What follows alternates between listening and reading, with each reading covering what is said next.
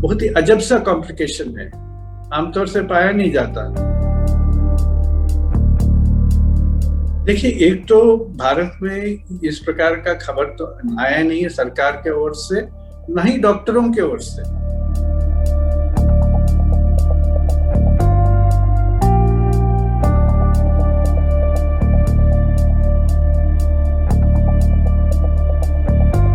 कुछ लोगों में जो ये वैक्सीन दी गई थी, खास करके युवा महिलाओं में जो 50 साल के उम्र के नीचे थे, उनमें कुछ लोगों में ये खून गाढ़ा बन गया था। कुछ ऐसे जगहों पे जो आमतौर पे वहां पे इस प्रकार का खून गाढ़ा बनने का प्रक्रिया नजर नहीं आता। उसके साथ साथ ये भी पाया गया था कि खून के अंदर जो कण होते हैं, जिससे कि एक्चुअली खून गाढ़ा बनते हैं और खून बहने से वो रोक देते हैं, वो उनकी संख्या कम हो गई थी। तो अचंभे की बात यही थी कि जहाँ पे ज्यादा ब्लीडिंग होने वाली बात थी, खून बहने वाली बात थी, क्योंकि वो कण काफी कम हो गए थे, प्लेटलेट्स काफी कम हो गए थे, फिर भी खून गाढ़ा बन गया था वेन्स में। फिर उन्होंने देखा कि प्लेटलेट्स के खिलाफ एंटीबॉडीज, मतलब शरीर में कुछ तत्व निकले जो प्लेटलेट्स के ऊपर हमला कर रहे थे, ऑटो एंटीबॉडीज कहते हैं उनको। उनके असर से प्लेटलेट्स की संख्या कम हो गई थी। फिर भी खून में दूसरे प्रोटीन्स जो होते हैं जिससे भी खून गाढ़ा बनता है, कोएगुलेशन फैक्टर्स जो कहते हैं, वो एक्टिवेट हो गए थे और वीनस सिस्टम में, खास करके ये बड़े वीन्स में, वो क्लॉटिंग हो गया था।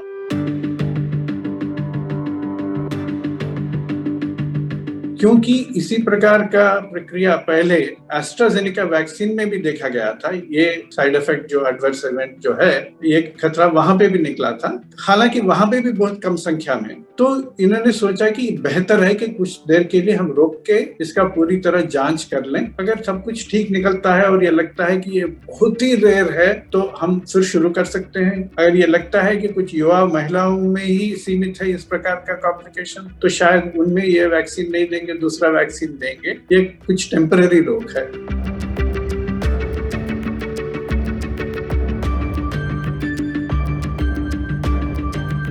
मगर अभी तक तो इस प्रकार का खबर तो आया नहीं है, मगर फिर भी बिल्कुल आवश्यक है कि हम पूरी तरह से इसके ऊपर निगरानी रखें। हो सकता है कि क्योंकि ऑटो इम्यून रिएक्शन है, मतलब शरीर खुद ये प्लेटलेट्स, ये जो कण होते हैं, उनके खिलाफ एंटीबॉडीज बनाता है। क्यों बनाता है? क्या डीएनए फ्री फ्लोटिंग है जिसके वजह से ये शरीर में इस प्रकार के तत्व, ऑटो एंटीबॉडीज बनने का एकदम प्रोत्साहन मिलता है? हमें पता नहीं, मगर हो सकता है कि इस प्रकार का ऑटो इम्यून फिनोमेनन अलग अलग देशों में, अलग अलग रेसेस में फर्क हो सकता है। यूरोपियंस में और यूरोपियन डिसेंट वाले अमेरिकन में शायद ये पाया जाता है, इंडियंस में शायद नहीं होगा। मगर पक्का कुछ भी कहना इस वक्त मुश्किल है। सारे देशों में इसके ऊपर निगरानी रखनी चाहिए।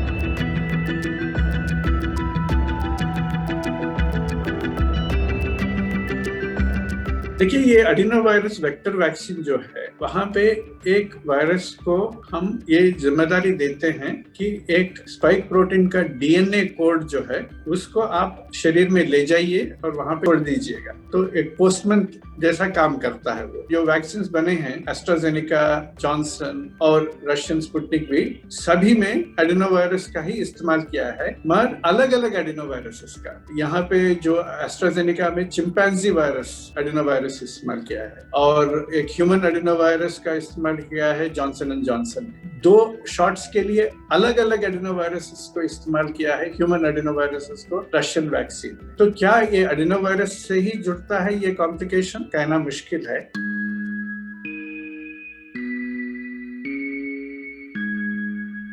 रशियंस का कहना है कि ये एडिनोवायरस से कुछ ताल्लुक नहीं रखता। ये जो डीएनए को जो आप ले जाने के लिए कह रहे हैं, जो पार्सल आपने दिया है ये पोस्टमैन को आपके शरीर के कण में पहुंचाने के लिए, वो पार्सल को ये ठीक तरीके से बांधा नहीं है इन्होंने। वो डीएनए जल्द से निकल जाता है और उसके वजह से इस प्रकार का रिएक्शन होता है। फ्री फ्लोटिंग डीएनए बनता नहीं है, वो डीएनए कण में जाने के बाद ही खुलता है, फिर स्पाइक प्रोटीन बनता है। और हमारे टेक्निक में ऐसा खोट नहीं है जिससे कि इस प्रकार का ऑटो एंटीबॉडी बने। तो उनका कहना ये है, ये किस हद तक सही है कहना मुश्किल है। तो वहां पे क्या हो रहा है रशिया में, रशियन वैक्सीन बाकी देशों में जहाँ पे दिया गया है वहां पे क्या हो रहा है, उसके ऊपर भी हमें निगरानी रखनी चाहिए। मगर फिलहाल रशियन वैक्सीन के बारे में इस प्रकार का खबर अभी तक निकला नहीं।